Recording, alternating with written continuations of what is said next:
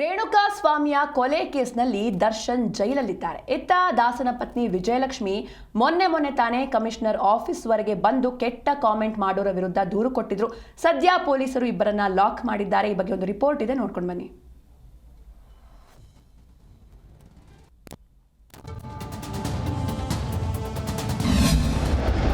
ದರ್ಶನ್ ಪತ್ನಿ ವಿಜಯಲಕ್ಷ್ಮಿಗೆ ಅಶ್ಲೀಲ comment case. Software engineer ಜೊತೆ ಆಟೋ ಡ್ರೈವರ್ ಲಾಕ್. ಕೈಯಲ್ಲಿ ಒಂದು ಮೊಬೈಲ್, ಅದಕ್ಕೆ ಡೇಟಾ ಇದ್ರೆ ಸಾಕು. ಮನೋರಂಜನೆಗಾಗಿ ನೋಡೋ ಸಿಕ್ಕ ವಿಡಿಯೋಗಳಿಗೆ ಬ್ಯಾಡ್ ಕಾಮೆಂಟ್ ಮಾಡಿ ವಿಕೃತಿ ಮೆರೆಯುತ್ತಿದ್ದಾರೆ. ಅಂತವರ ವಿರುದ್ಧ ನಟಿ ರಮ್ಯಾ ದೂರು ಕೊಟ್ಟು ಜೈಲಿಗೆ ಕಳಿಸಿದ್ರು. ಆದರೂ ಕೂಡ ಇಂತಹ ಕೆಲಸಕ್ಕೆ ಫುಲ್ ಸ್ಟಾಪ್ ಬಿದ್ದಿಲ್ಲ. ಸೋಷಿಯಲ್ ಮೀಡಿಯಾದಲ್ಲಿ ದರ್ಶನ್ ಪತ್ನಿ ವಿಜಯಲಕ್ಷ್ಮಿಗೆ ಅಶ್ಲೀಲವಾಗಿ ಮೆಸೇಜ್ ಹಾಕಿದ್ದ ಸುಮಾರು 45 ಕಿಡಿಗೇಡಿಗಳ ಪೈಕಿ ಇದೀಗ ಸಿಸಿಬಿ ಪೊಲೀಸರು ಚಿಕ್ಕಬಾಣಾವರದ ಆಟೋ ಡ್ರೈವರ್ ಚಂದ್ರು, ದಾವಣಗೆರೆಯ ಮೂಲದ ಸಾಫ್ಟ್ವೇರ್ ಇಂಜಿನಿಯರ್ ನಿತಿನ್ ಅನ್ನು ಅರೆಸ್ಟ್ ಮಾಡಿದ್ದಾರೆ. ವಿಜಯಲಕ್ಷ್ಮಿ ವಿಡಿಯೋಗೆ ತೀರಾ ಕೆಟ್ಟ ಪದ ಬಳಕೆ ಮಾಡಿ ಆರೋಪಿಗಳು ಮೆಸೇಜ್ ಹಾಕಿದ್ರು. ಸದ್ಯ ಇಬ್ಬರನ್ನ ಲಾಕ್ ಮಾಡಿ ವಿಚಾರಣೆ ನಡೆಸಲಾಗ್ತಿದೆ. ಕಳೆದ ಕೆಲವು ದಿನಗಳ ಹಿಂದೆ ದರ್ಶನ್ ಪತ್ನಿ ವಿಜಯಲಕ್ಷ್ಮಿ ದಾವಣಗೆರೆಯಲ್ಲಿ ಮಾತನಾಡಿದ ವಿಡಿಯೋಗೆ ಸಾಕಷ್ಟು ಬ್ಯಾಡ್ ಕಾಮೆಂಟ್ ಹಾಕಿದ್ರು.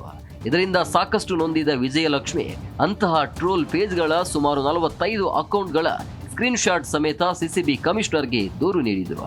ಆದರೆ ಹೊಸ ವರ್ಷ ಹಿನ್ನೆಲೆ ಬೆಂಗಳೂರು ಬಂದೋಬಸ್ತ್ನಲ್ಲಿ ಪೊಲೀಸರು ಬ್ಯುಸಿ ಆಗಿದ್ರು. ಮತ್ತೆ ಕಮಾಂಡರ್ ಕಚೇರಿಗೆ ಬಂದಿದ್ದ ವಿಜಯಲಕ್ಷ್ಮಿ ಒಂದು ಪೋಸ್ಟ್ ಮಾಡಿ ಒಬ್ಬೊಬ್ಬರಿಗೆ ಒಂದೊಂದು ನ್ಯಾಯ ಅಂತ ಅಸಮಾಧಾನವನ್ನ ಹೊರಹಾಕಿದ್ರು. ಸದ್ಯ ಈ ಆರೋಪಿಗಳನ್ನ ಪೊಲೀಸರು ಲಾಕ್ ಮಾಡಿದ್ದಾರೆ.